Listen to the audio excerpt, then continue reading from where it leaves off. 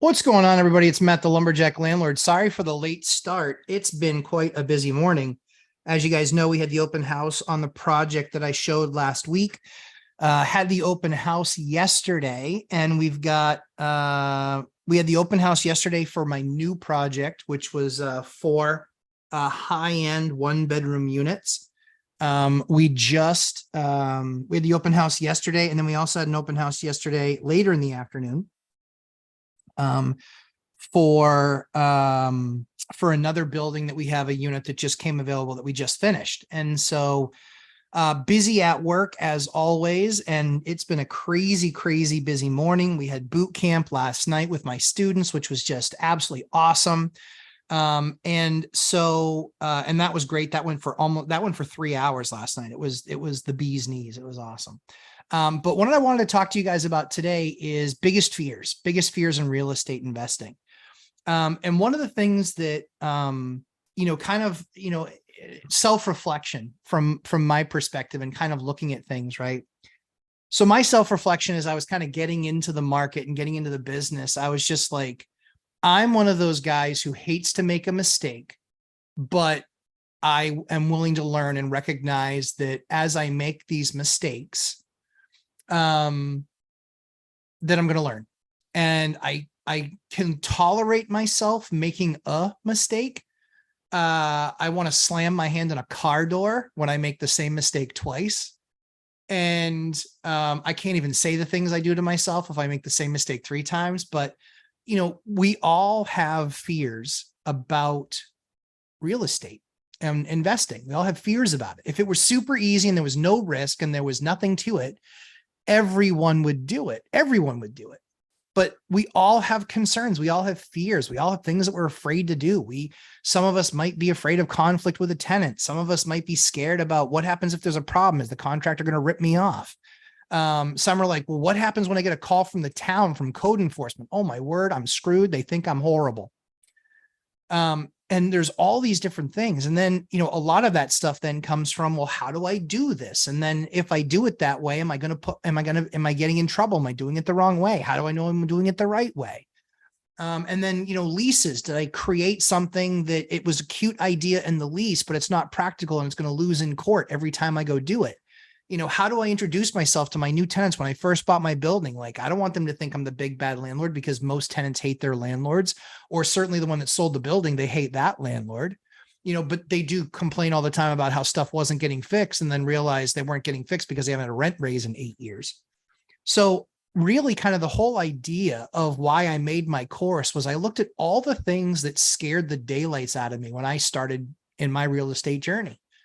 It was, how do I buy the right product? How do I know what the market wants? How do I rent? How do I write a great ad? How do I manage a property manager? How do I manage tenants? How do I work with contractors? Guys, I thought of it all. I literally thought of it all. And it was paralyzing in fear. It meant that I wasn't making steps. I wasn't making progress. I was letting my mind run circles, and I wasn't taking any steps and making that progress. And so one of the things that I always thought about, and as I would talk with my friends about it, and as I would, they knew I became a big landlord and blah, blah, blah. But as I would talk with my friends about it, they're just like, yeah, but the problem is it's like, there's so much to it. There's so much to it. And you could go 5 years and still constantly be making mistakes. I can confirm, yes.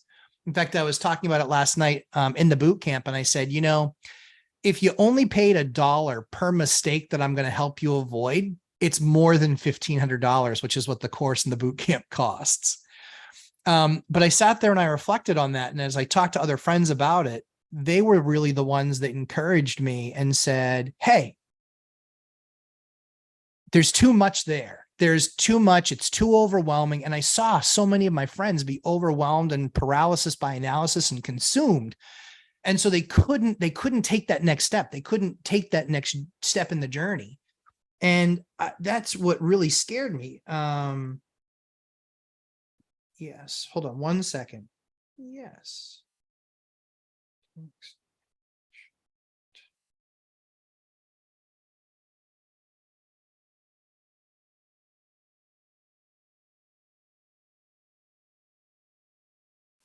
So that is one of the things that just, again, paralysis by analysis, scared to take that next step. And then there were no courses available when I started doing this, or they were, and they were like, buy, no money down. And it was like, oh dear God.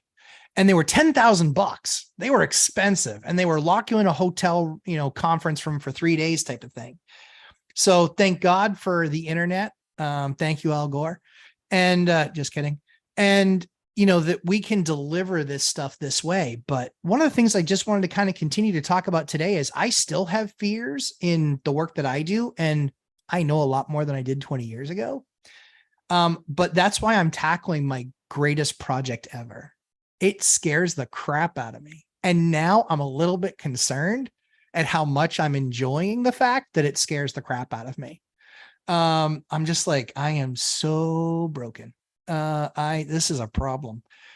Because I'm literally thinking, what after this one? Because I don't know that I can top the next one, this next project that I'm going to do. It's by far the craziest, most ambitious, ridiculous, redonkulous, ginormous, absurd, dumb, crazy, wacky, just all of those words.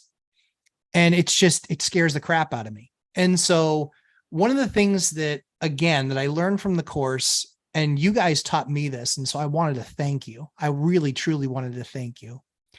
The boot campers in my first course, the first set of boot campers, you guys were awesome, because you taught me that what the course gave you was confidence and courage, and it took away a lot of the smoke and mirrors that are in this game, and it gave you confidence to take the next step in your investment journey. We had people that didn't, and I never thought that anybody would buy the course that didn't own any units. We have a ton of people that are buying the course that have no units. And it's so smart. I wish I had thought of it. It's so smart. Think about all the money that companies invest in us, teaching us, trying to train us in how to do things, right? And the time that we invest in things, right? The time that we invest in ourselves, trying to make ourselves better and differentiate ourselves in our jobs. And the leg up that this would have given me, it would have saved me over the course of my journey millions of dollars, literally millions of dollars. It would have saved me, literally millions, because this is over a 20-year period. If I had learned all that stuff up front. So kudos to those people that are early in their journey or haven't even begun their journey necessarily yet with their first purchase. Bravo to you guys. You guys taught me a lot in the fact that this is really much more needed at the beginning of the process. And certainly there's all those things that help you manage it through, right? But in the beginning, there's no greater advantage that you could ever have in knowing how to manage your portfolio, manage tenants, manage interaction with code enforcement and contractors, and buying materials, and how you buy materials, and where you buy materials, and how you evaluate the materials you should be using. So I just wanted to take the opportunity to say, yeah, biggest fears in real estate investing, I'm there with you guys. I'm doing a project, like I said, that scares the ever-loving daylights out of me coming up here. And you guys citing the fact that it gave you confidence and courage to take that next step. I'm honored. I'm so thrilled that you guys would make the investment in yourselves and believe that I'm the one that can help you in that journey. That's why, to me, I'll be honest, the last 3 or 4 days, I've been really under the weather. I feel like absolute total garbage, but I wouldn't give up doing my live stream tonight, and I wouldn't give up the time with my students last night. I've essentially been in bed sick. But I'm here with you guys now, and I want to spend time with you guys and answer your questions. Because the thing that I believe the very most is that we need to be self-sufficient. And I don't believe in the systems being there to take care of me financially. I don't believe in my retirement accounts. I want to see cash flow. I want to see assets. I want to know that I've got a higher level of control than pieces of paper, and a belief or a promise that when I retire, that there's going to be a monthly check coming my way. So I love our group here. And I love new people coming into the group because I want them to gain that confidence, know that it's absolutely possible, and know that we take you through every step. The buying, the renting, the leasing, the advertising, the management, the repairs, the tenant interaction. I always say that one multiple times because that was the toughest one for me. And it made me as bold as I am today, recognizing that I would know the rules and recognizing I would know what was fair and honest and equitable and justice. It's just one of those things where I hope, I encourage you guys. I want the very best for you guys. And I think that if you're making this journey choice, I am just more than thrilled to be a part of it. So, but I really appreciate you guys. It was a blast on the boot camp last night with you guys. We had a lot of new students, and so I'm thrilled to be with you. But I would encourage you. I'm not the only content that you should be consuming. There's a lot of other great content out there. I consume other great content. I watch my buddy Dion. I watch my buddy Millennial Mike. And he's a shorts machine right now. I'm going to have to block him because I can't keep on getting, I don't know why my phone thinks I like it. But I keep on getting Naked Mike. I don't want Naked Mike. I love you, buddy. I love you. But I consume a lot of content, and I'm always trying to learn that next thing. And what I'm finding a lot of out there, not with the guys that I watch, like Dion and Mike, not with those guys.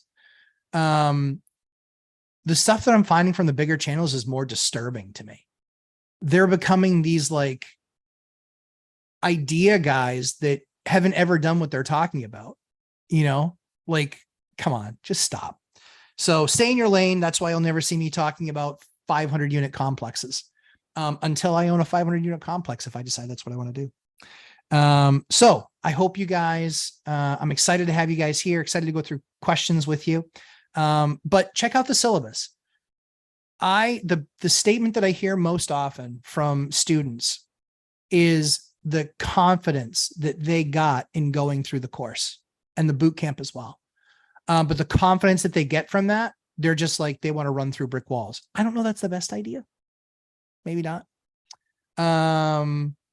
But I wanted to give you confidence. I wanted to give you a sense of to a degree, a sense of power over your own destiny.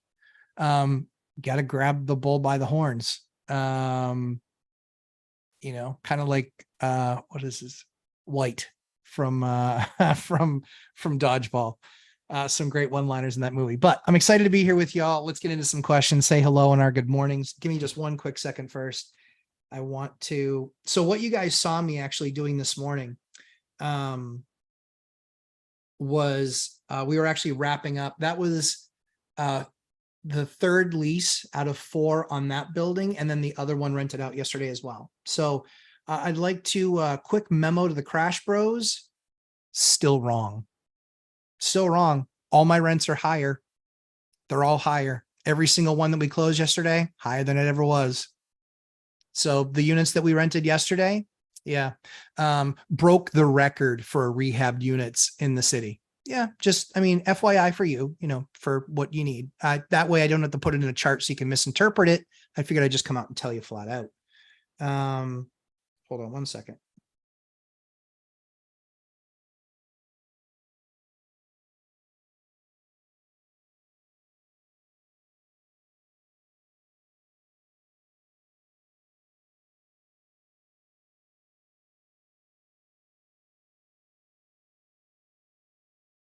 All right, let's jump in. Dion, my buddy, Meowdy, my boy. Dion's going to be here next weekend. Oh, so excited. I'm so excited. So super pumped to have you. Corby Carter, good morning, my friend. T, good morning. Harry Hanover, good to see you, Harry. Harry was in the boot camp last night. We went for 3 hours. I felt bad talking that long, but then I realized I was just answering questions. So it was all good. All-Nighter Hider is back. Good to have you back, buddy. I missed you. I'm so glad you're back, my friend. Mandy W, good morning. Yeah, sorry, I had technical difficulties. I was also on the phone at the same time with my new tenant. Tony Carr, good morning, sir. Hey, Tony, congratulations on your house sale to your awesome clients. I'm excited. Anytime somebody can buy something in this market, love it. Okay. Yes. Let's see. Nick Ragland. Good to have you, Nick Ragland Johnson. Good morning. Good morning, sir. Dishes every day. Good morning, everybody. Always good to have you here, Dishes every day. She's got a pretty cool channel doing her dishes. I like it. I can tell you, good for her. I can't do the dishes every day. Oh, no way, Jose. Legacy Op, good morning. Leela Kiros, good morning. Nick W, good morning. Just signed up for the course on Friday. I saw Nick. I'm pumped to have you, man. I'm pumped to have you. Excited to get it started. Yeah, me too. I think that the feedback remains fantastic on the course. We got some more stuff I'm working on that I'm going to add. But the big thing that we're hitting in the next few weeks is if you're in the course, these are not boot camp specific. These are actually course in just the course. We've got a banker, an underwriter, an attorney. I think the attorney might be boot camp only. I have to find out from her if she's willing to make that grand intro. But yeah, the other two, awesome. And one's a commercial lender and the other one's an underwriter. And you know how underwriters never get invited to parties because who likes underwriters? All they do is say no and ask you for more documentation. But she's going to be on answering questions and she doesn't know everything. That's the full disclaimer. She doesn't know everything about everything, but she knows a lot about underwriting. So she can always help and answer people's questions about that. And what's really cool about that is she's not trying to sell you anything. She's literally just telling you the way it is. She's going to teach you and help you better understand. Hey, these are going to be red flags when you go into underwriting. These are things that you should make sure you're cleaning up, right? Who wouldn't want to know? Who wouldn't want that cheat sheet? Like, holy cow. I was so pumped when she was like, all right, I'll do it. I was like, oh, thank God. It took some begging and lunches, but she's doing it. And she's an absolute rock star. She's a blast. BuzzTune, good morning. Hyder is here, stoners. I know, right? Good morning, Matt and everyone. Good morning, Chester. Good to have you. Brett Biesboer, good to have you. Back in the lower 48. Good to have you back from your fishing trip in Alaska. Let's see. Morning, Matt. What are the door locks you use? Oh, I haven't seen them in the course yet. Good question. So I haven't done a video on this yet because kind of my rule is I want to use stuff for 2 years before I talk to you guys about it. That being said, I have changed up the lock or one of the locks that I started using. And it was because it was better priced and the performance remains the same. I'm not happy. I'm broken. I get it. I'm not happy just checking the box and saying, hey, what I use works.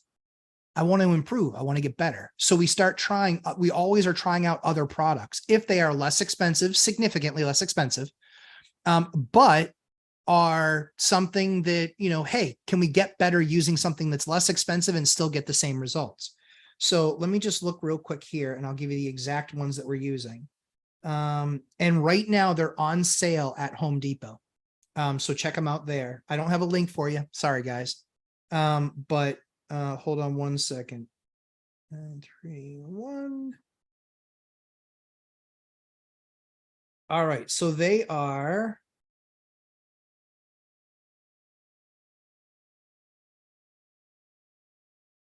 They are the Defiant. Oh, no, sorry, they aren't. Yes, they are. They are. They are the Defiant Square Satin Nickel Electronic Single Cylinder. They are touchpad deadbolt. So it is the Defiant Square and the SKU number for Home Depot is 100-758-7011. 100-758-7011. That's what they are. They are about $40 a piece. They're half the price of the quick sets that we've been using. Sorry, let me just double check. Oh, sweet Lord.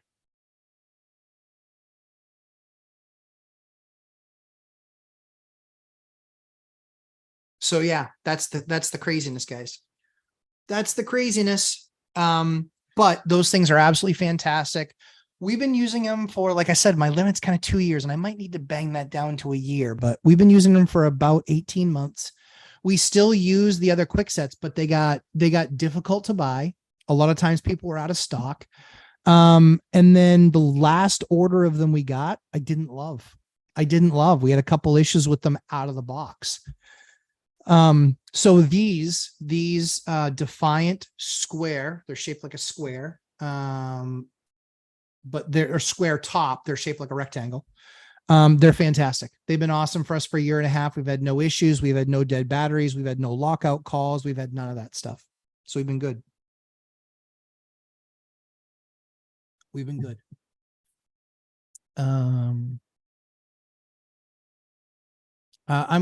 Nick Wood. I'm one of them. No units yet, but doing the work every day and getting close. I love that, Nick. I'm telling you guys, showing up for a job and having to do the job and not having the foggiest idea of exactly what that job is, that is lunacy, right? It's lunacy. That's why people hire experience. If you've got the experience already, meaning that you've gone through 9 hours of my videotaped course, and then you're doing 20 to 24 hours of the actual boot camp course, where we only had 11 people or 12 people out of our 16 last night. We only had 11 or 12 in the boot camp last night. Everybody got questions, multiple times. My boy Redion, God bless this guy. He's taken the boot camp twice. This is the second time. And his questions, I can tell they're getting better and better and better and better. And I'm literally feel like I'm walking him through his project, which I love because I know what the end result's going to be. It's going to be awesome. So it's great. Joshua Coster, buying the course only gets better as inflation increases. Thank you. Best value on the internet. I really appreciate that. Thanks very much, Josh. Joshua was in his first course last night. Boot camp, owns no units, but asks great questions. Guys, this is where it's at. I mean, honestly, I wish I'd have thought about that, doing it before. Oh my goodness. I would have saved literally millions of dollars. BuzzTune, thanks, Matt. Wishing for a quick and full recovery. Thank you. I appreciate that. Yeah, it is. Oh, and it's like comes and goes in waves and blah, blah, blah. It's like, it's gross. It's just awful. So I'm very excited to be down here, at least for a little bit today. And then try and catch a breath. Financial firefighter Aloha from Hawaii. Hey, Mark. Good morning, my friend. REI Stoners, the intro letters gave me confidence, but I retained a lawyer to double check our decisions. Love that. See, that's great though. What most people think is, the course doesn't solve everything. Of course it doesn't. However, it gives you some really proven methods and steps that have been taken in the past that work really well, and then you tweak them. But here's the thing. Ask any attorney, would they rather write something from scratch, or would they rather take what you send them and correct it? They'll say, yeah, just send me what you got, right? That's the first thing. Second thing is, which one do you think takes more time? Which do you think takes more time? It takes a lot less time for them to correct a few things that they say, I don't like that, and here's where I think it's risky. And at the same time, too, you can say, what's the stuff that has to be in there versus what's the stuff that you're just being a lawyer about, right? So it's kind of crazy, but that's what I love seeing.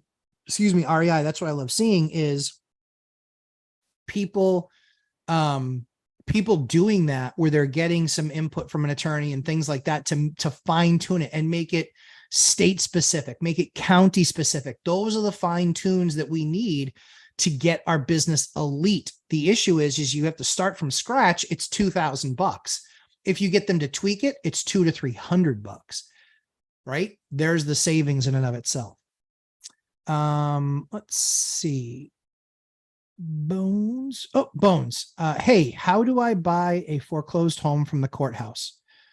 They will usually have their auction on the steps of the front of the courthouse.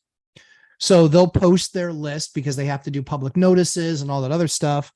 And then there's a courthouse list, and then they actually stand in front of the courthouse. However, depending on what the rules are, in many cases, you need to have cashier's checks literally right there waiting to give them. It's not like get a mortgage. It's nope. It's okay. Yeah, you bought the house. Great, cool. Here's the fee, and just go over there and give them bank checks. So when I used to do that, I used to have to go to the bank with $200,000 or $300,000 in bank checks. Yep, that's what I would do. And then if I ended up buying something, I had it. If I didn't end up buying something, I didn't. That's literally how it was done. You don't get to go call, all right, let me go get a mortgage on this. No. You're buying it on the courthouse steps the way it is. That's it. Let's see. Ned Talks. What's up, Ned? Good to see you, my friend. Been in Alaska catching salmon and getting compensated chewed peanuts at just 50 cents a pound. Oh man, that's brutal. It's not that cheap when it gets down here, right, my man? That's brutal.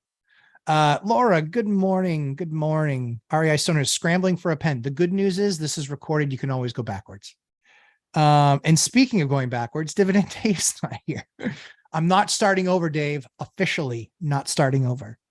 Bones, I recommended going to trustee sales and observing the process. Yep. Any questions asked there may not be getting answered by regulars because it's tight knit, but watch and learn is my advice. Totally agree with you. Watch and learn 1000%. But the key is that, like I said, in most cases, you need to have cashier's checks going there. So those people on those steps, they're players. They're players. They don't play. They got tons of money. They got tons of money. They got tons of backing that lets them carry the money there because there's no like IOU. There's like a lot of them require cashier's checks at the minute to be endorsed to them. And that's the deal. So that happens all the time. Some states would do a little bit differently, but that's generally the case. Good morning, Matt. I've been out killing blackberries. Time to take a break and listen. Always good to have you. Home Depot SKU number. Thank you, Chester. Always attentive. There's the SKU number.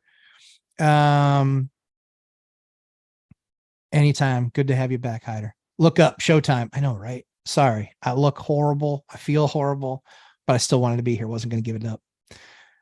Joshua Coster. I am running through the rent box while listening. What would cause apartments to go to 2.5 times rent?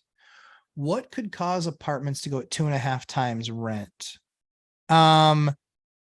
Over time. So that's more speaking to a time. So over a 10-year period, they can go up 2.5 times as an example.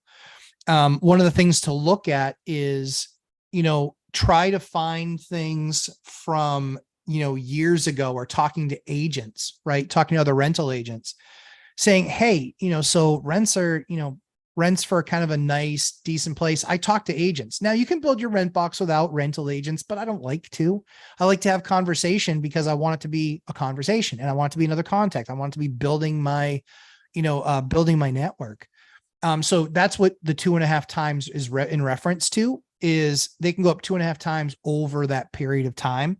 I have rents that are 2.5 to 300% or 250 to 300% higher than what they were 10 years ago, 12 years ago. Yep. When I first moved, when I first started doing business here, a 2-bedroom, I remember getting a friend of mine hooked up on a 2-bedroom, a decent 2-bedroom at $895 a month.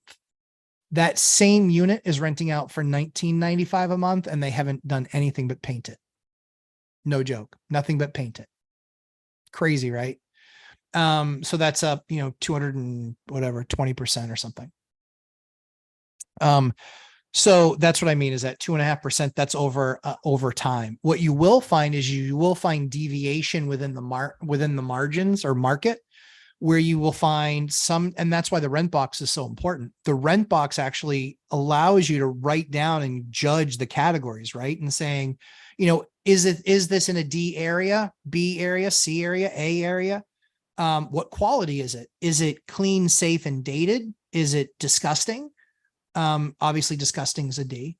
But is it clean, safe, and dated? So that would make it a C. Is it clean, safe, and upgraded? That would make it a B. And is it basically it was gutted and now it's brand new? That makes it an A. So the mistake that most people make is grading only the area. You don't need to grade only the area. You need to grade the asset itself. You need to grade not only where it is, but what the quality of it is. I don't want to live in a rat-infested place in the nicest location. Don't care. But if I have the nicest interior and it's in a C area, okay, I did that. I lived in those. Do I want anything in a D? I want nothing in a D. The only people that are living in a D area are the ones that can't afford to be in a C area. That's it. Or they can afford it, but they have something on their reference sheet that says, nah, no, I'm not letting you in. Nope.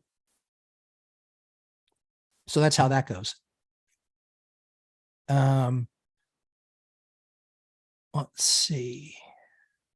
Kevin, as a first-time owner, I'm being told that it's better to just hire a property manager because I'm not experienced. What are your thoughts on that? Thanks again for all your content. Kevin O'Neill, I think it's a horrible idea. I think it's a horrible idea. If you hire a property manager, I don't know how much your units rent for, but my guess is you're going to spend more money having them rent out your units than what my course costs. So I think that there's enough info and other students can lean in on here. I believe my course is far more valuable than getting a property manager to rent out your unit one time. And that's what you're talking about. Property management, 80% of them rip off their not, and some of them knowingly, and some of them are just inept and they're just bad at what they do.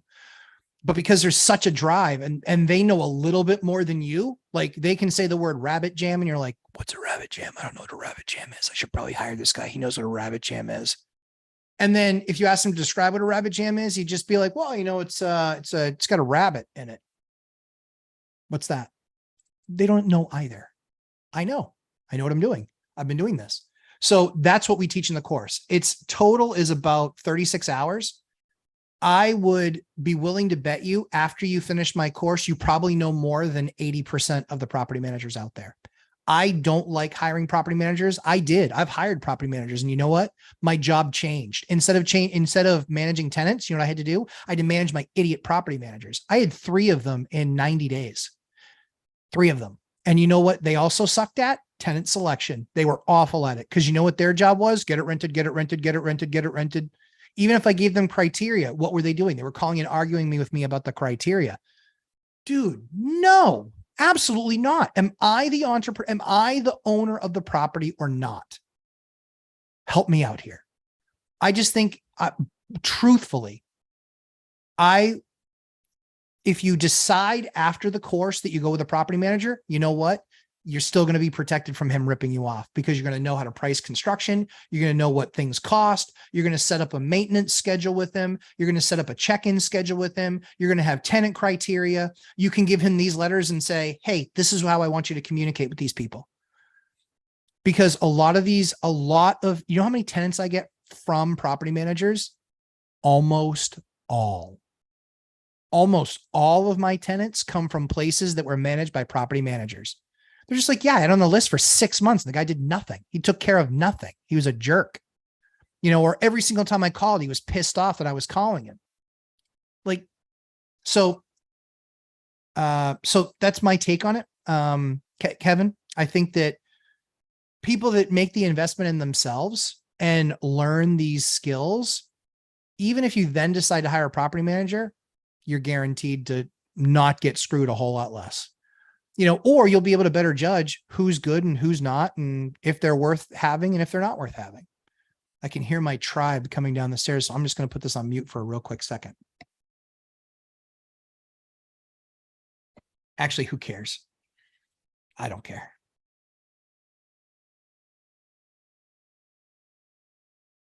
Which one of my children is coming down the stairs? Hi, you're not my child, but whatever.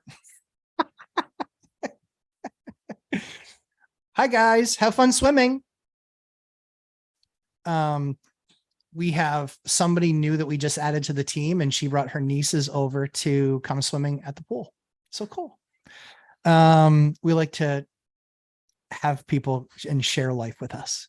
BuzzTune. And Kevin, you're very welcome for all my content. I'm happy to do it for you. I honestly, truthfully, I would be willing to bet you that if you take my course with the boot camp and then you hire a property manager, you'll get a better property manager. You'll get better results from them.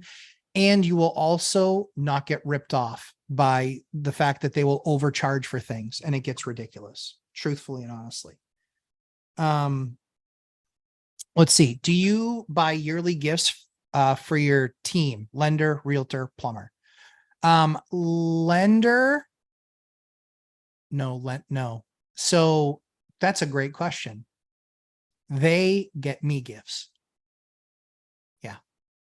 Mm-hmm. Yep. I get invited to the bank Christmas party. It's good food. The annual events, I get to go to those. I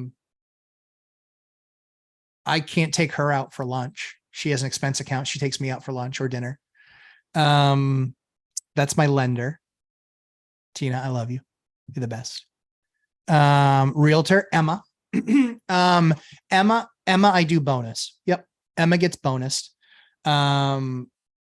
Yeah. So Emma does get bonused. Yep. Plumber, no. Nope. No. No. My gift, I enjoy my plumber very much, but the gift there is the over $100,000 a year I spend with him. That's my gift for the plumber. Let's see. Plumber. So I assume like electrician, no. Nope. No, that's not true. I've done like little things, but electricians we use a lot less. Who else? Because we do, my guys, my property maintenance guys, like that are 1099s, stuff like that, they get bonused. They don't get bonus just at the end of the year, though. They get bonused all throughout the year. If we have a project that goes really well and we end up ahead of it on the project, I share the spoils of that war. So yeah, we absolutely bonus people. So yeah, we do. We bonus people. Who else? Yeah, I think that's probably it. We usually do wine for the bankers. I think we send wine, or I deliver wine, me and one of the kids. So yeah. REI owners, when you buy an appliance, are you getting the max warranty? I'm only seeing up to 5 years. Is that normal? I don't get any of their extended warranties because they're garbage. Here's what we all need to learn. If I got to pay extra for you to cover it for more than 5 years, you're selling me a piece of shit. No. And so I want something that's got a good out of the box warranty, but more importantly, ideally, you guys are in the course. I won't say who we don't buy here, but we do buy GE. We do buy like GE Profile and such. We do buy Whirlpool Gold and Maytag, whatever their higher end version is. But we do buy, those are the products that we typically buy. The other stuff, not really interested. Nope. Let's see.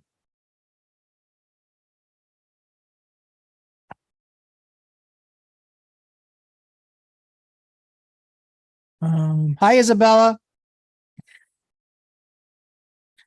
There it is. Okay. So, yes, all-nighter hider, being semi-retired, I have the time to go to the trustee auctions and tax sales. Awesome. Yeah, definitely go there, learn. Nick W, meeting with owner tomorrow. He has off-market duplex. Love it. Apartment building. Love it. And laundromat. Love it. Thoughts on laundromats? I love them. Don't build them, and largely don't buy them. Who sells cash flowing businesses? I don't really love the books. I don't believe a lot of the books. It's a cash business. I do love laundromats though. I love them a lot. Yep. That's more passive. That's more passive than real estate. But in some degrees, and in others, it's not. It's a double play. So it's a business in real estate. But yeah, I actually really like laundromats. Someday I'll do a laundromat or more. Key, good morning. Key. Brandon Little, all-nighter hider. I can't believe 50 cents blew me away for everyone. It was a base 145 last year. Wow. Some markets are changing, not just real estate. That's crazy. All-nighter hider. Yeah, Brandon, adjusted for inflation, it's the lowest price in history for the fishery. Yeah, it could be bumped up, but I'm not holding my breath. Yes, so true. Laundromat got me through, paid my way through college, 95% successful. Location. Totally agree with you, Keith. Yeah, I love laundromats. I will be doing a laundromat someday. Not there yet, but someday. Let's see. Ooh, I'm way behind. Sorry, guys. REI Stoners, we are thinking of putting up a new front door to make it pop. Is this a good value add? Not a good value add, not at all. Because of front door, between the door and the install, you're probably $1,500. Yeah, no joke. You're probably $1,400 or $1,500. If you really want to make it pop, paint it a different color. No joke. Paint it a different color. If it's in bad condition, then it's not really a value add, then it's more of a repair. But yeah, front doors, even if you get a nice Therma-Tru, decent door and it comes in white and then you paint it, you're still looking at $500 to $600 for the door. You're still looking at, another, like I said, $1,000 to $1,200 for install. Yep. They're expensive. Exterior doors are expensive. Let's see. You control your destiny when you self-manage. Keith, so true. You really do. You can get sued based on how your property manager handles a situation. No joke. And the issue with being sued is it's not whether or not you will be sued. It's the fact that you will be sued eventually. It happened to me. But it's not whether you win or lose. It's that you were sued. You still have to pay to defend yourself or waste a bunch of time on your own trying to defend yourself. So the best thing that you can do is be the one having that communication, because guess what? As soon as somebody starts getting like a jerk on the phone, I'm just like, all right, sounds good. Do this. Send me an email. Let me take a look at it and I'll respond back. Now I have it in black and white. Now, when I go to court, here you go, Your Honor. Here you go. That's what happens. That's what happens. And when you're self-managing that, you're using the governor of how much do I feel comfortable doing here. And if you have a course, if you've experienced, if you skilled up, you have the knowledge to lean back on. RI owners, not going to lie, I'm a bit like Dion. I don't want to climb under the house. Too many spiders. I get it. We can all fear spiders, but you can hire people to go climb with the spiders. It's not a problem. Hi, Matt. No, hey, Sam Farho. Late, but happy to join. Late than not. Agreed. I'm happy to have you. All-nighter. Josh, I hate changing toilets. Yeah, when I can schedule that for the last thing of the day so I can shower ASAP. Totally agree. It's gross. One of the cool things is, most people don't know, that they make these polyurethane rings now. And these polyurethane rings, they're usually green in color. But what's really cool about these rings is when you put them on top of the flange, which is the piece that sits on the floor that the toilet actually connects to. But there's that used to be a wax ring. The whole disgusting thing about swapping toilets is the wax ring and having to touch the wax, because let's face it, toilet water has touched that. Ugh. These green things are the freaking bomb because you can't misset a toilet with them. So you get your bolts up through the floor and the flange. You put set the green thing down, and usually the bolts go through that so it doesn't wiggle around, but that gets it in place. And then when you go to put the toilet on and just literally put the toilet down on it, I'm telling you, those things, they're a little bit more expensive. You need to be a little bit more skilled, in putting it down. Or more skilled in putting it down when you're using wax. When you're using these, not more skilled. That's what's beautiful about it. Those things go right down and on. They compress that. And then when you put that down on there between the weight of the toilet and the bolts on the side, that thing's good. I love those things. Now they're a little bit more expensive. I think instead of a normal like wax ring, it might be a few bucks. A lot of these things are like 12 to 15. Don't care. I don't want to touch anything. And even with gloves on, it's still gross. Like, I know people think that I do everything, and I do, but I don't enjoy everything. I don't enjoy swapping toilets. It's disgusting, especially when you know the tenant that left there. Ugh. Icky. Let's see. HCH, let's rock and roll. Current biggest fear, buying, and taking a huge mortgage, $750K. Rev 1031 replacement prop that will barely break even and not selling my relinquished property in 180 days. Totally get it. The only way that you can battle that fear is by drowning yourself in knowledge of that process. So there's certain market dynamics that you can't control. However, you could, and we've actually talked about this real briefly, Harry, you could buy the next property in a reverse 1031, then sell yours, and then it goes against your reverse 1031, and then management of that is placed over to you. So the good news is there's a solution. The solution costs an extra $2,000-$3,000 maybe. But when you're talking about $750,000, you're talking about basically 3%, maybe 4%. But when it's all said and done, a 0.5%, excuse me, 0.2, 0.3. When you do this stuff, or 0.5, when you do this stuff, that's what makes us elite. That's what makes us better. So the good news is there's an answer to your solution. Not only is there an answer to the solution, but this is one that you're not the first one to do. A ton of people have done this. You just have to find people that are good at the reverse 1031. Edmund and Wheeler, my firm, Chris Brown, I give him the highest remarks. They do over 300 1031s a year out of just their office. And he does them all over the country. I'd highly recommend him. He's absolutely fantastic. Let him know Lumberjack Landlord sent you.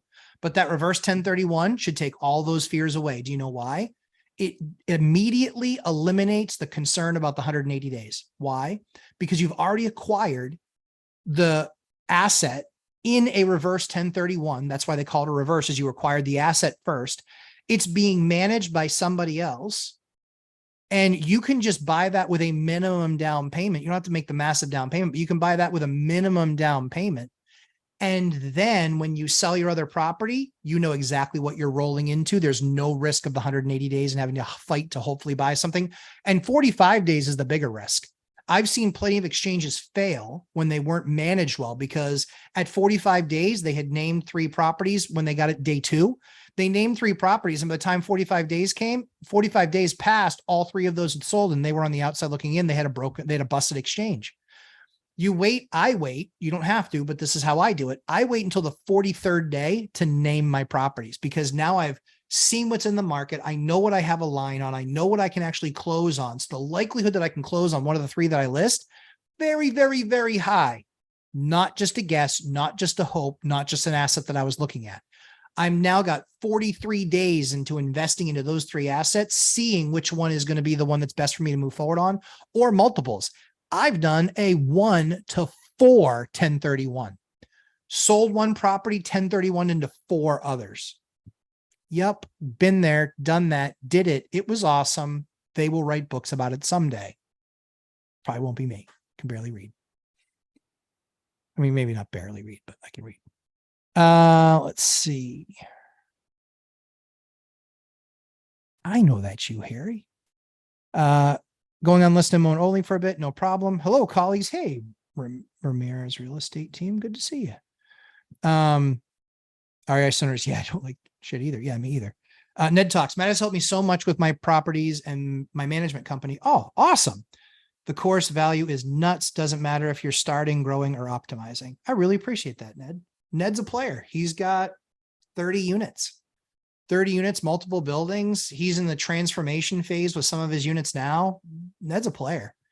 Ned's a player. I mean, he's bigger than a lot of people that think that they need help, and he's doing a great job. So it's been an honor to be a part of it. Pog Boy. Hey, Pog Boy. Welcome to the channel. What vendor do you use for vinyl flooring? What is a fair price per square foot? So I used to use American Flooring Corporation. I'm looking for a new national chain. Haven't found one yet. That I love. Lumber Liquidators, I've used them for years, but it's usually for little things here and there. And there's a lot of things about the company I just don't really enjoy. Just a lot of the process I think is stupid. And so, yeah, so a lot of things I just, so I'm looking for a better vendor that will drop ship like we do our cabinets, because I don't really care about having showrooms and all that other stuff. Send me a sample box. I can pick from that, and I can pick well from that. So I don't have anybody national, but there is varying degrees of flooring for sure. There's stuff that's worth the 79 cents a square foot you're paying for it. And there's stuff that's worth $5 a square foot, which is what you're paying for it. The key is finding value. So I like to buy commercial grade floor at a residential price, because you get a 15-year warranty if it's used in a commercial setting, a 30-year warranty if it's used in a non-commercial setting. And so that, for me, from my perspective, the key is I honestly don't know how the warranty works, because I don't know of any of these national flooring companies that do it the way a lot of the drop shipping companies do, that are going to be around in 30 years. It's really about buying a great deal, recognizing you'll get 10 or 15 years out of the floors, likely. And you have 3 or 4 extra boxes, so you can pop in replacements when you need to pop in replacements. And a lot of these places are going to be fine, and they're going to be ready for the next person to rehab and do a lipstick improvement. Sam Farho, Matt, some follow-up questions after last live stream. What are sources of income you developed other than your job? Rentals, course, YouTube, if any? Good question. Consulting. So I do consulting. Real estate and small business, because I've owned a few small businesses. Let's see what else. I flipped cars for a while. I flipped cars. I flipped motorcycles. I've, of course now YouTube is negligible. It's almost nothing.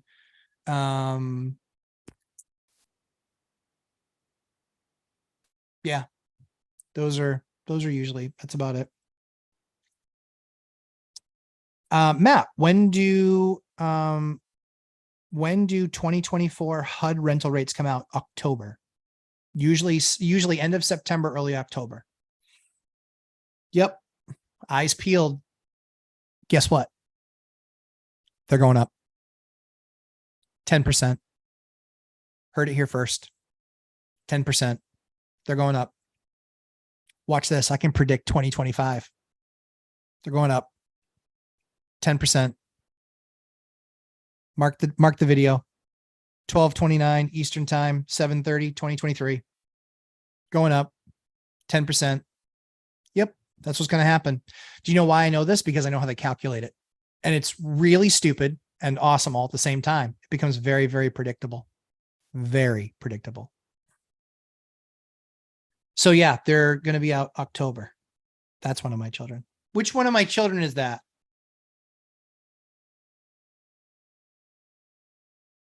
Hey, who is that? Hey, come here. Are you going to the pool? Have fun. Say hi to your new friends. Can you shut that door for me? You're the best. Thanks, pal. See you, pal. There you go. That's my 5-year-old, Samuel. He's a rock star. He's been going on job since he was 3 months old. Whether his mom knew it or not, she was at work. Oh, Julie Anderson, I like listening to you because you are steps ahead of me, but still very relatable and don't talk about sticks. Yeah, exact. True story. Oh, stocks. That's got to be stocks because I talk about sticks all the time. I like sticks. Seat stocks. There you go. All I had to do was look one response down. Yeah, no interest in stocks. I follow some companies. In all honesty, I have CNBC on in the morning, every morning when I wake up. That's what I watch. But I watch it because of the financial news, because I want to hear what banks are doing. I want to hear what markets are doing, because it will eventually hit housing. And so I watch CNBC every morning, 3 hours, Squawk Box, Andrew, Becky, Joe, we're like family. I've been watching it so young. Becky Quick used to be young. And Andrew's still a turd. Look up. Matt has influence over me. Grab Matcha T notebook, marked Matt. Oh, cool. MB School. Thank you, my man. I appreciate that. Yeah, guys, there's just so much there. And what's really funny is I like hanging around people like me that have been in the business for like 10 years more. I'm just waiting to hear the next thing I'm going to learn. Here's one of the things I was talking to my wife about. I think I mentioned this on the live stream. I said, you know, what's really funny is I never know in having those conversations, the next conversation I'm going to have that could be a piece of knowledge that I didn't have that's going to completely change the way I do the job. I never know. And that's why I continue to have conversations with everybody, you know, with everybody. I was leaning on the Section 8 fence until I spent more time with Mike and Dion. And now I hate them mostly because I do Section 8. But it has its place. It definitely has its place. But what's really interesting is I realized that when I was doing a portfolio review last week, somebody said my portfolio reviews are like Scrooge McDuck laying in a bath of dollar bills. I'm like, it's not quite like that. It's just a spreadsheet. So we're not like doing a bank review or pulling all the money out and sitting in it. We're just looking at the portfolio. But I thought it was funny. And so in looking at the portfolio, I recognize that we really kind of have five diversified, easy for me to say, 5 diversified segments that we really pull from. And so I shared it in the course last week, but it really is, market rents, number 1, number 2, Section 8, number 3, retired housing. Number 4 is kind of base or military housing. Or what's the right way to say it? Municipal workers, cops, firemen, things like that. And then number 5 is college kids. Yep. So those are really our 5 markets. So might one of those markets start to struggle? Yeah, sure. Probably. Whatever. But that's okay. I'm diversified within what I'm an expert at. That's a good thing. RS owners, copy. No extended warranty. Stick with good brands. Yeah, that's way better. Yep. REI owners, LOL, look up. I have a page called Matt's Tips. Nice. Nice. Nick W. He claims he wants to sell a duplex laundromat first to pay off a note on the commercial building next door. Okay. Yeah, go after that duplex, man. But if he's trying to pay it off, I mean, you could be looking at like a 10, 40, 50 or 50, 40, 10 through like an DSCR loan, where maybe he's taking some of the note, but then taking the rest of the money, because you also want to try and minimize his taxes, because anything that he takes on that building is going to pay 21% capital gains on any profit. And so you can get rid of that if he just gets his cost basis back in the building. So that's the massive financial benefit that it has for him. Let's see. I think my little midget's trying to come in. Who's coming in? Oh, hi, come in and see your dad. Come in and see Daddy. Hi. This is Eliana. This is our little miracle baby. Oh, here, let me get the mic out of your face. Who is that? Is that you? Yeah. Are you getting ready to go swimming and play with your friends? Yeah. You just like being in the studio. You say hi. Who are you listening? Oh, there's Brittany. You want to come over and say hi? Come on over and say hi. It's just us on the camera because we're saying hi to everybody. That's my next one. Brittany. Hi, Brittany. Are you excited to go swim with your new friends? Yeah. I love it. Where is mommy? She's upstairs. Okay. So you guys came down all by yourself? Do this. La, la, la, la, la, la, la. Is that the microphone? Yeah, this is the big microphone. But you can't do anything with it. You just talk and it picks up our voice. Yeah, no, don't turn buttons. It took Daddy forever to set that. All right, are you guys ready to go outside? Yeah. All right, you're gonna go swimming? Are you gonna put your head under the water? Are you mesmerized by the fact that you can see yourself on the screen? What are you looking at? What are you looking at? All right, let's go. I'm gonna let you go say hi to Mama. Here. All right, I love you. Have fun. Okay, bye-bye. You're fine if you can just shut the door. Thanks, babe. Bye, Bean. Love you. Those are the kids. Let's see here. Yeah, so like I was saying, Nick, absolutely listen to everything he has to say on the duplex, and then just try and work out a deal with him. And obviously if he's trying to pay something off, he needs the cash. The question is, how much of the cash out of that asset does he need? Let's see. D Stewart, what are your thoughts on DSCR loans? Yep.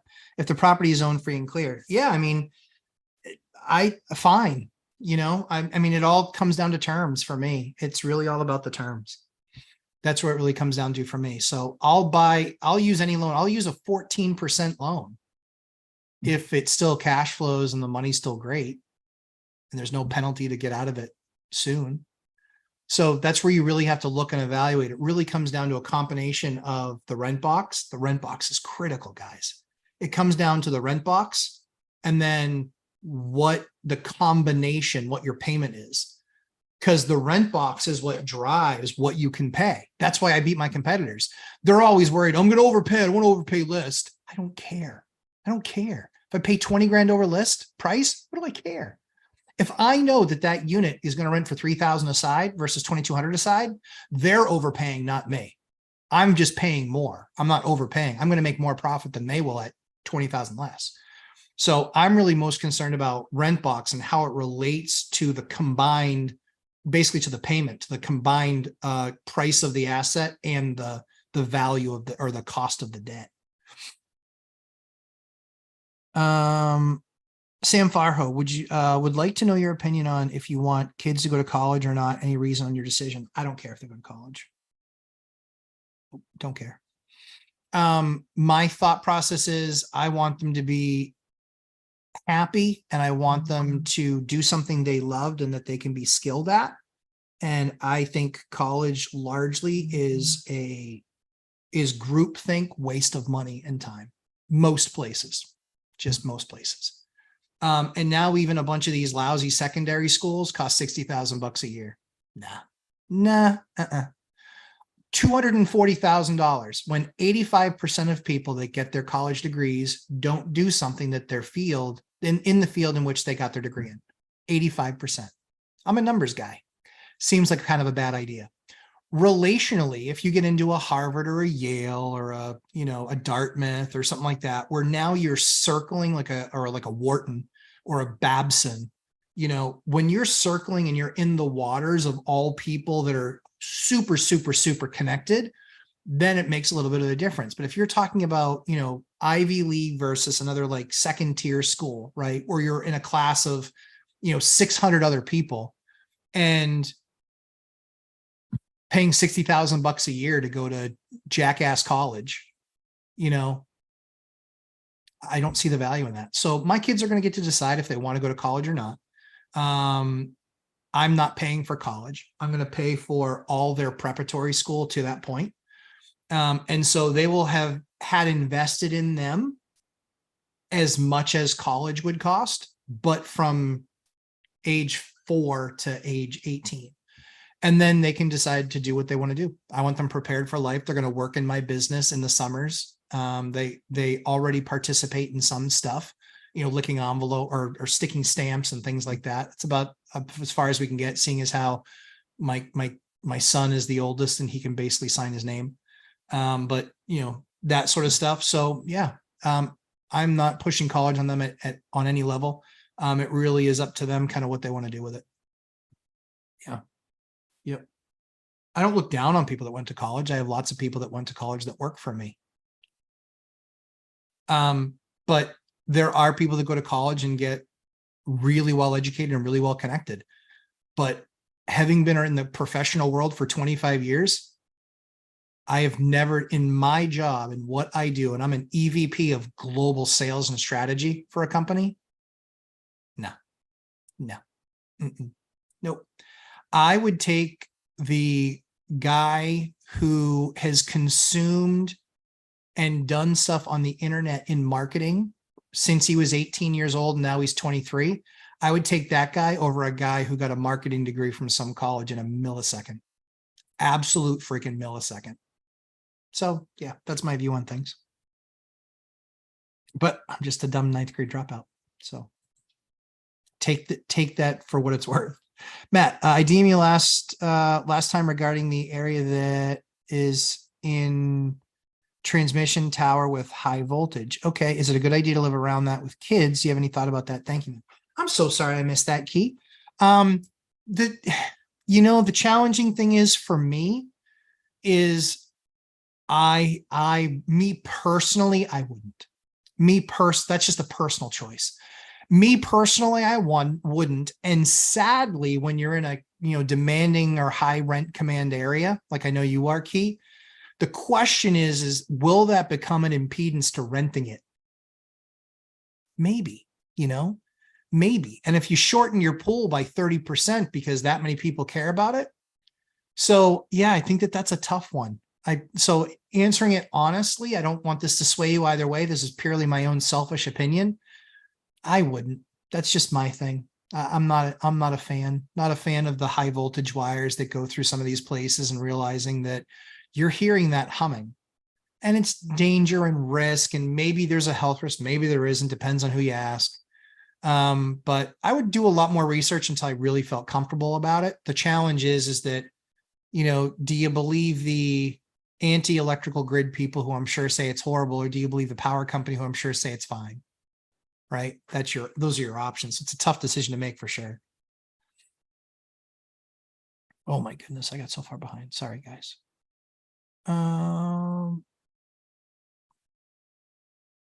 All-nighter. I always use a home defecto bag as a glove when a Home Depot. Yeah. Sorry. It's been a month. I forgot your sense of humor. When changing out wax rings, turn it inside out and toss. Absolutely do the same thing, except I'm a little more retentive than you, Hyder. Shocking, but true. Purple nitrile gloves, doubled up, and a Home Depot gross bag. Yep. And I buy the 99-cent silver spade thing, the spreader, and I use that to kind of clean it off again, and then boom, all in the bag and tossed away for eternity.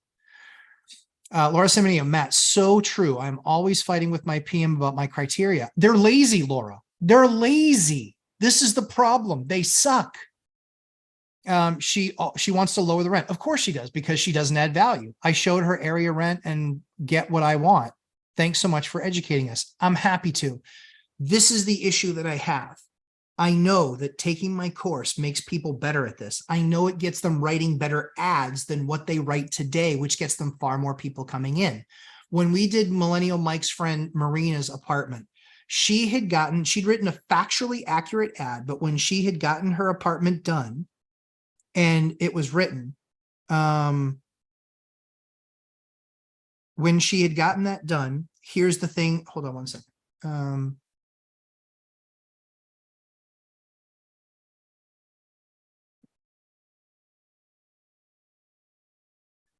The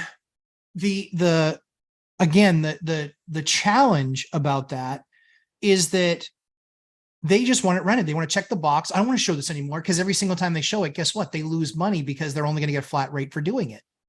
Guys, I know this stuff. I know this stuff cold. PMs suck at picking tenants, and they're always going to fight you on the price. They're going to fight you on the criteria. They're going to be, well, it's just not in this market. Then, okay, so everyone else around me is picking garbage tenants just like you. No, I don't want the garbage tenant. Literally, we get 200 responses in 48 to 72 hours. You know what we do?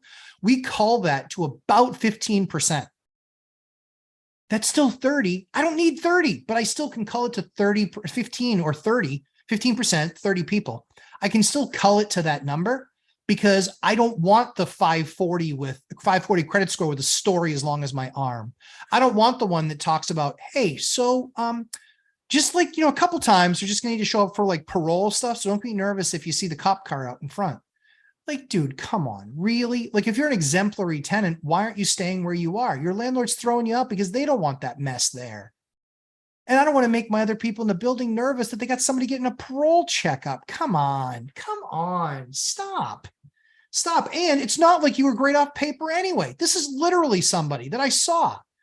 They had a 540 credit score, and this is the kind of crap that they're trying to put on my plate. Come on, give me a break. At least be an exemplary tenant somewhere else. Well, I've lived where I was for 5 years. Great. Why are they not renewing you? Well, they're kind of concerned. Yeah, no kidding. I never would have guessed that. Dear God. Ridiculous. Look up, 1 to 4. Yeah, must research further. 1031, 1 to 4. Huh? Yeah, I'm that good. True story. It was awesome. And it's all how you structure it. But that's where I bring guys. I don't come up with these great ideas and guess and hope they're good. I take the idea, I bring it to somebody, right? I bring it to an expert in the field, and they say, how do we structure this to make it good? And they're like, here's how you can do it. And because they're 1031 exchange superstars and lawyers, and then we run it by CPA EA guy, guess what? It's good. And if it's good, we get the blessing, then we know we can go full bore ahead and make the project happen. No joke. Joshua Melby, good to have you. Do you use radiant oil heaters in the event that HVAC issue in the wintertime? Yes. If you do so, do you have a brand that you like? If not, what to use instead? I do. They're Polonus. Get them right at Home Depot. But In the summertime, they usually go on sale 10 or 20% off, and we get a nice $75 one, I think, for about 59, 60 bucks. The other big hack on this is yard sales. They are on Facebook Marketplace all the time. Oh, bought it once, used once, now don't use anymore. You can guarantee that it happens when we have a rough winter. Guess what's available in the summertime? Generators. And you can buy them for half price because they were used for a week. It's nothing. Lots of these things need thousands of hours before they get a major tune-up or servicing. Thousands. And they've got 82 hours on it. I buy that stuff used all the time. We just bought a floor buffer from Home Depot. In 2 years, it had been rented out 49 times. It's a $2,300 floor machine, 600 bucks. Do we use them all the time? No. Do we use them 5 or 6 times a year? Yes. Does it cost me more than 600 bucks to rent it 5 or 6 times a year? Yes. Can I reduce that cost to zero now? Yes. That thing, when it's all said and done and retired, I will have used it maybe 50 to 100 times myself, tops. And think about this. Guys use them every single day in their job, and they still run fine for years. I'm not going to ever have to replace a thing. I might have to service it, but I just cut my cost from 100 times every single time I use it to probably $5. More importantly is I don't have to go and make any arrangements, hope it's in, make sure it works, get it back on time, all the moving parts around that. You don't need that when you're two units, but when you get to 50, yeah, you probably should get that sort of stuff. So that's what, as you grow, that's the type of tooling that you'll start to add, because it makes more sense to own it than it does to rent it. But we did it now. Richard Gamino, oops, should have hit the snooze. LOL. Great, great morning, Matt and everyone. Good morning. Sweet Cheeks. Who's Sweet Cheeks? How large of a radius do you use for an average area rents if using binder? My new house hack is in a small community of 1,500. Okay. But there are several communities within 20 minutes, including one of 16,000. I would go that big. I would go that big because it's not going to appreciably change their life. If the quality, like, you could be 15 minutes away from something where there's 16,000 people. So your numbers are a lot like mine. One of the towns that I do work in, 2,600. Another one is 16,000. And then another one is 30,000. Yeah. So totally get it. And then another one is, I don't know what is, maybe 8,000 or 10,000, 8 to 10,000 in the other one. Yeah. Yep. So I would go that far, right? Because within 20 minutes, that could be a drive for them. So I would use that in there as a number. Oh, Sweet Cheeks. Oh, my kids. Sorry. I'm ridiculous. My bad. Sorry, guys. Like, Sweet Cheeks. What the hell, Hyder? Yes, those are my kids. So cute, beautiful girls. Thank you. She's so cute. Thank you. Wonderful kids. Thank you. Yep. She's the miracle baby. For those of you who have been with me for 2 years, you saw on the day that I had to announce that my daughter had cancer. So for those of you who didn't, there's videos back there. You see Eliana's face on them. My daughter had cancer. She had an inoperable, what they said was a terminal cancer. They said she had an 8% chance to live 4 months. So we're prayer people. So we did that, and we burned up the lines talking to everybody that we'd ever talked to about it. Right. But we were blessed with an amazing medical team. We thought for sure we were going to end up at Boston Children's. We didn't. We ended up at Mass General Pediatrics. That team was nothing short of spectacular. They become friends of ours. We've had doctors from all over the world be a part of Eliana's journey. And 1 year we were in July, we were 1 year clear scans. So she is a miracle. The type of cancer that she had, only 25 kids a year get diagnosed with it. It's extremely rare because only 25 kids a year get diagnosed with it. They don't make anything for it. It's a soft tissue cancer. It's very mean. It's very aggressive. She had stage 4. She had it on her liver. She had it on her kidney. She had it on her rib cage, and she had it on her sternum, and she had it on her upper rib cage. So she had 5 sites where she had cancer. It is a miracle. We are immensely blessed. And that's why, if you're going to shit talk me, I just don't care. My daughter's alive. We're a blessed family. And yeah, she's been an absolute, you saw her. She has no ill effects from all the radiation, from all the chemo. She did 30 chemo treatments, and she did 26 radiation treatments. Yep, that kid can handle anything. So I'm interested to see how she handles the world, because she's kind of a badass. Ash, hi Matt. I'm a first-time investor looking for multifamilies on the East Coast. Should I be a real estate hoe like Dion? Oh, it's awesome.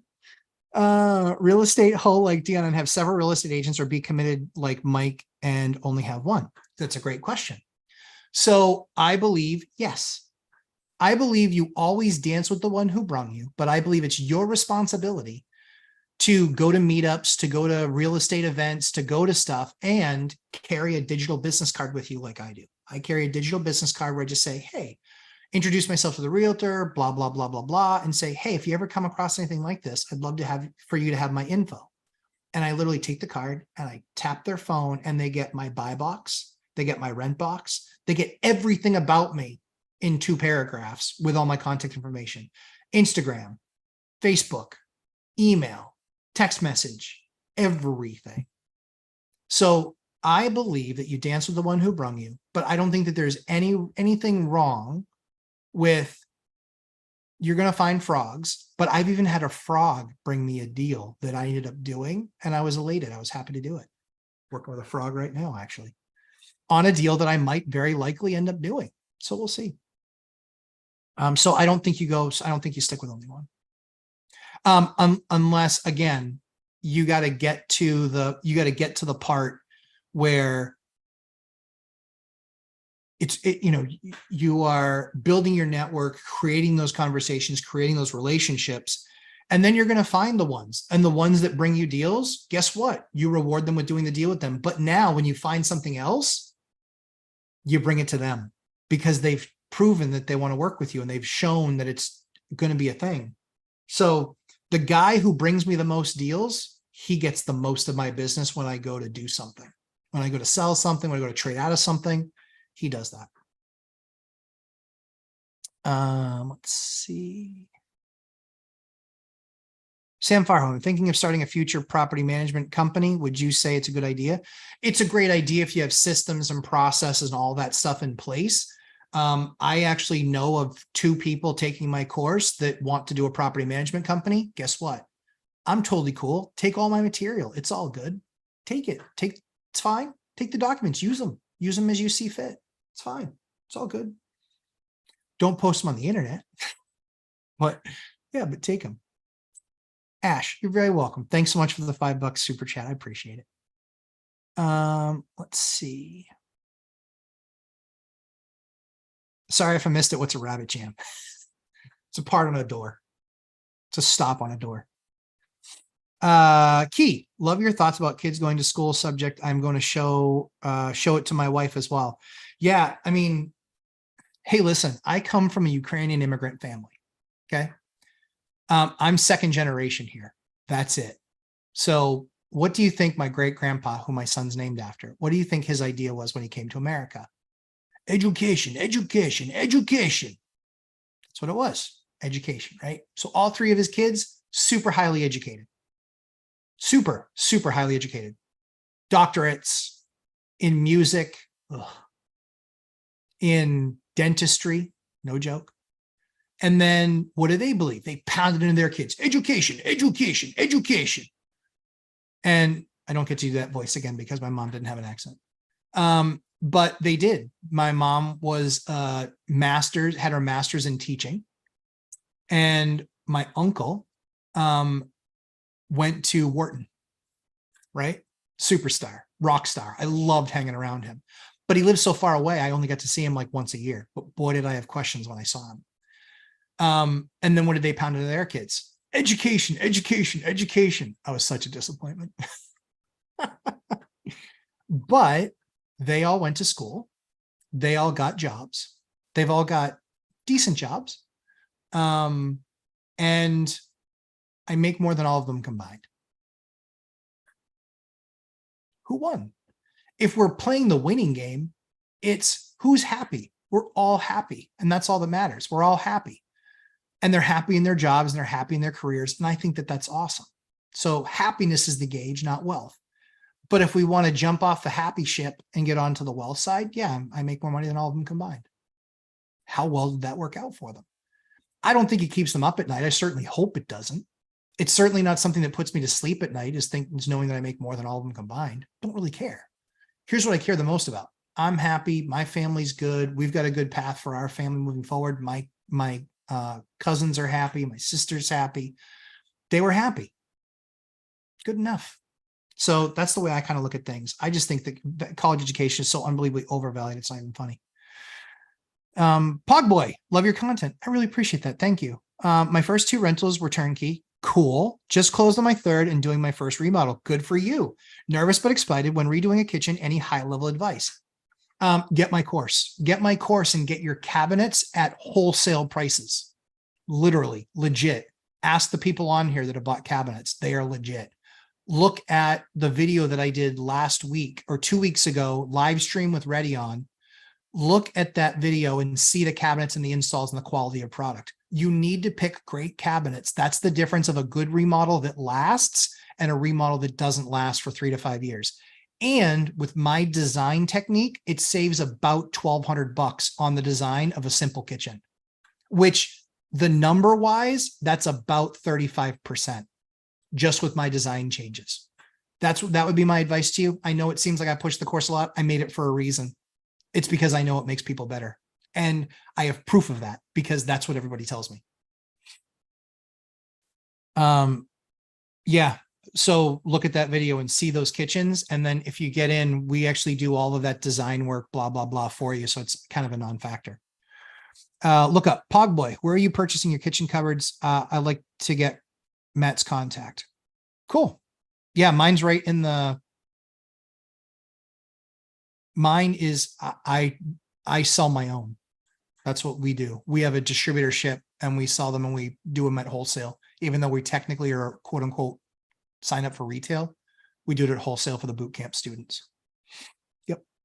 And Chris, Ned, Corby, there's a bunch of guys that we've done kitchen designs for. They can tell you it's like 30% less to 50% less than what they would have to pay elsewhere. It's 30 to 50% less. And we actually drop ship it right from the factory right to your doorstep. But you can only get access to that if you're in the boot camp, because I'm not messing with it. I don't want to be a cabinet company. I want to help students that are investing in themselves, that want to get better at the game, and also, you know, are venturing into the rehab stuff. Sam Faro, how do you monitor Home Depot and Lowe's on the best sales they have based on what you need? So I only have like 4 or 5 products and I just check every couple of weeks. That's it. Yeah. Every 2-3 weeks, I just go and check it out. They don't really have a good alert system. During major holidays, it is cheaper. Black Fridays, usually we drop a couple grand on Black Friday because we stock up on stuff that we know goes up 20% after Black Friday.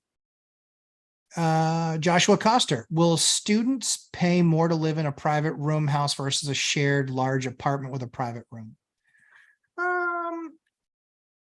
That's a good question. Usually, so we don't rent by the room. We only rent like big 4 bedroom and 5 bedroom stuff. We do a lease where they're all on the same lease, joint and several liability. That way, if one person becomes a problem, the other 4 people vote them off the island. I don't need to do anything. So that joint and several liability is one of the keys to our strategy, and no co-signers. We don't want co-signers because I'm not taking a call from mommy about how her overstimulated child. All-nighter. What's up, man? Jesse Mao, good to have you. Brandon Bernola. Hey, Matt, last week I asked your opinion about borrowing against our 4 unit to continue grabbing portfolio. We're going for it. Targeting another 4 unit. Love it. So we did 0 to 10 units in 2 years. Congratulations. That's great work. Well done. Key, miracles are always happen with great people. Oh, I appreciate that. There was nothing we did. It was, it's definitely not who we are and whose we are. So we are just blessed to have our miracle. Brandon Bernola, wouldn't be where we are without all the advice of the 3 amigos. That's so I'm honored, Brandon. Happy to be a part of your journey. If you have to start doing rehabs, like I said, I'm telling you that Lumberjack Landlord Bootcamp is going to be worth its weight in gold. I know that on all of the kitchens that we've quoted so far, that they've saved anywhere from 3 to 8 times the cost of the boot camp just on the fact that they're getting kitchens, and you get 20 more hours of education. Hyder, I agree. I agree about the college education. Sometimes it's great, mostly overvalued in my opinion. Glad I never went. Yeah, I mean, it's not for everybody. Like, I get it. It's not for everybody to go, just like it isn't for everybody to not go. So I think everyone has to choose what they want to do. I think the biggest issue that I have with it is at 18 years old, we don't trust you to drink. We don't trust you to do much of anything else. Sadly, we trust you to vote. Even when you don't know what the issues is and you couldn't pass a normal civics test, but you can still show up and vote for some reason. I'll get off my soapbox. But hey, make a decision about $250,000. It's going to be the largest debt you ever take out in your life, with the exception of your home. P.S. That might kick off you being able to own a home for, I don't know, 8 years. But hey, I'm sure you're evaluating that as an 18-year-old. What the hell? Really? Like, that's such a bunch of bullshit.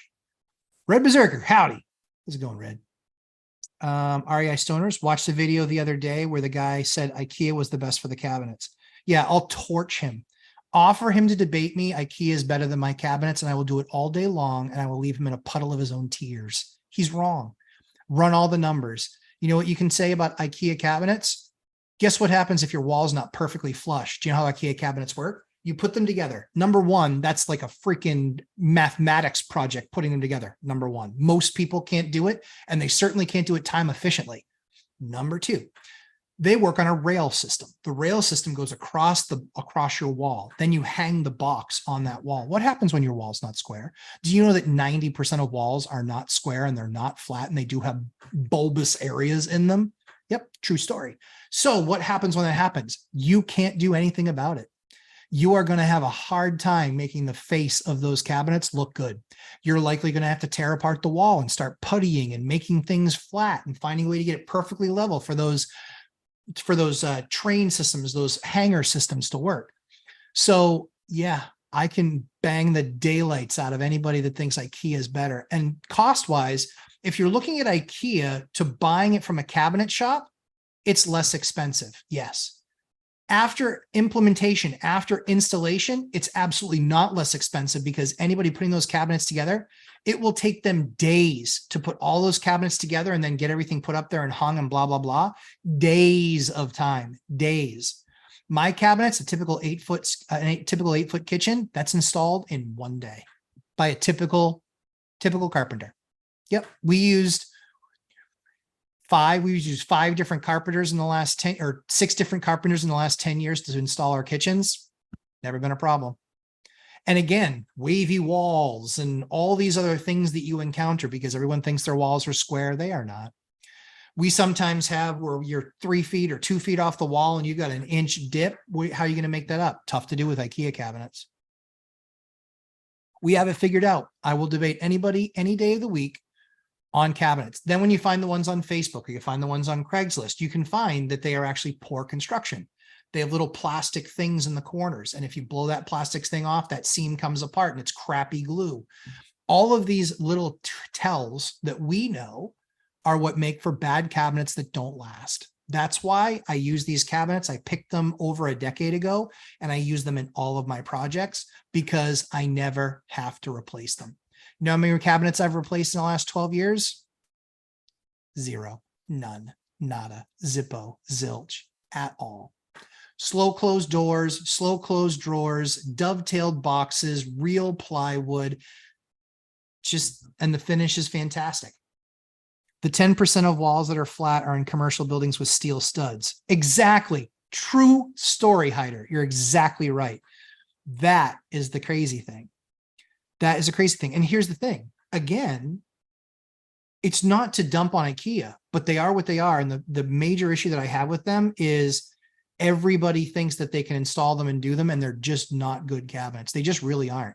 And they're not great slow closed doors and slow closed drawers and all the added bonuses that you have to add.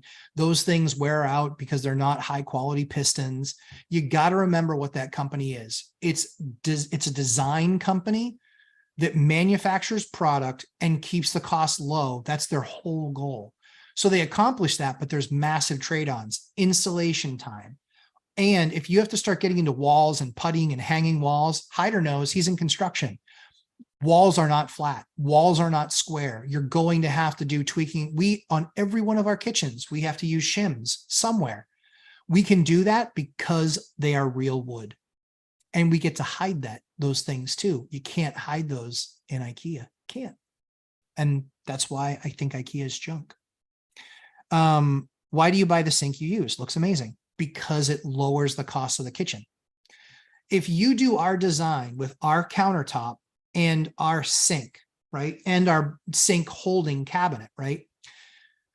The cabinet costs about $200 less than a full-blown sink cabinet. So there's 200 there. Let me just write these numbers down. So you save about $200 there. On the sinks we get for about $160 and a real undermount quality sink, the same quality this one is, 9 inches deep with strong steel. That's about a $300 sink. So you save $140 there.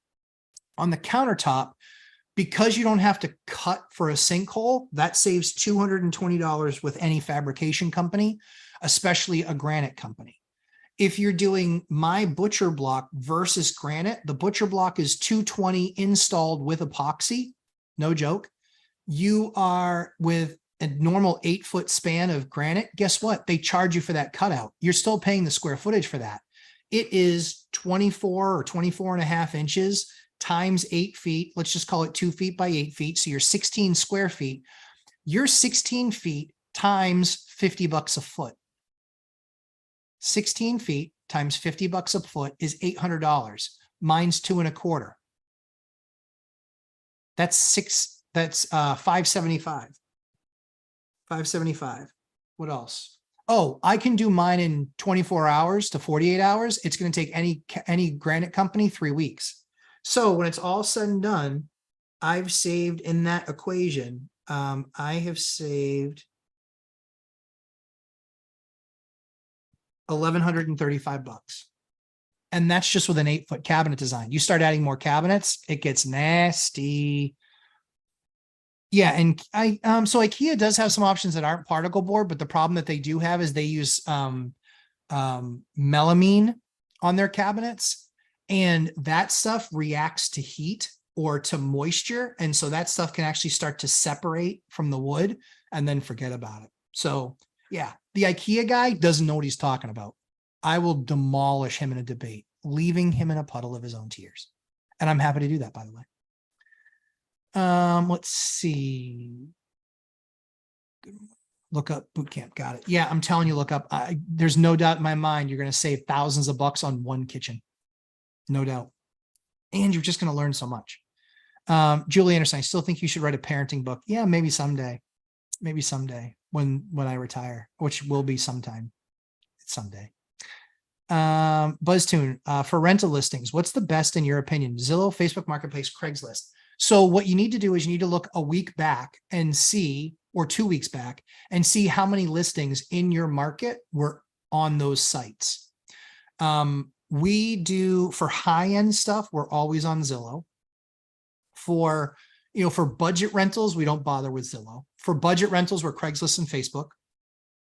For high-end, we're Craigslist, Facebook, and Zillow and apartments.com. And for mid-tier, we are usually Craigslist, Facebook, and Zillow. Usually. Look up bootcamp. Is it about building your own or remodeling? Remodeling. I need this knowledge on empty duplex, future gut. Thanks, Matt Course and Keith Kelsch. If you're doing a rehab, you need my course. You just do. Guarantee $1,500 invested in the course of the boot camp saves you way more than $1,500 in a gut remodel. Guaranteed. Even if you only just buy the kitchen from me. Guaranteed. No doubt in my mind whatsoever. If metal roofs last forever, why not every landlord install them despite the cost? Because they're super loud. They're largely still pretty ugly. And they can create very fast water and ice and snow issues. So I've installed a few metal roofs on a few places. When they get prettier, when they get more, less expensive, I still prefer a 30-year architectural shingle because also everybody can install it. And coincidentally, both metal roofs I had installed were installed by different people, but they both leaked. Not joking. Yep, true story. You're very welcome. Look up. Happy to help. Just want to hit you with the honesty. I know I'm aggressive and fierce. Totally get it. Hider again. Yeah, 10% of the walls are flat in commercial buildings with steel studs. True story. Yep. Flat, straight walls. I know it's just something we encounter in every one of our freaking projects. You know, and I literally, the first few I did, I was like yelling at the contractors, like, how the hell are walls not straight? You just did them. And they're like, dude, the house is 180 years old or 140 years old. And I was like, oh. So yeah, every cabinet we actually have to do shims. Every single one, lowers, uppers, and then you can get the faces to meet, but then you shim so the faces are completely fat, and then you screw the faces together. Like, my cabinets are on point and those walls are not. They are bad. We are always having to make up for what we're left to deal with, just the way it goes. When I think IKEA, I think particle board. Yes, I agree. Yep. Landlording is a people business. Oh, the lives we serve. Yes, true. True story. Well, it's 1:15. I'm going to go spend some time with my kiddos today, out there in the pool. At least make sure, Eliana, the little superstar, she's 2 and now she's like jumping in with no floaties. And I'm like, dear God. And she can actually save herself. We're kind of like watching. And I'm like, my wife's like, jump. I was like, nope. She's like, jump. I was like, nope. And then her head pops up. And I'm like, see, she's fine. But yeah, trust me on this. We triple checked the 3 locks that get them there. Thankfully, she's still in a crib on the other side of the house. So anyway, I hope you guys have an awesome week. It's always a pleasure and an honor to be part of your guys' journey. Boot campers, great work last night. 3-hour call, completely epic. It was awesome. Always enjoy that time together. Today, always enjoy the time with you guys today. But yeah, it's been a pleasure. It's always an honor, and look forward to seeing you guys. Next weekend, I'll be doing one rental at a time with Dion. So we're doing 3 amigos on Tuesday, and then Dion's here next week. We're going to do some live streams, a lot of live streams. So Hyder, super excited to have you back, buddy. Good to have you back. For the algorithm, have a great Sunday afternoon. Ned, you as well. You guys have a great rest of your day. We'll talk to you again soon. All the best. As I always say, we try and create great content for you. Please make sure you hit the like button on the way out. And yeah, we'll see you in the next one. Take care, guys.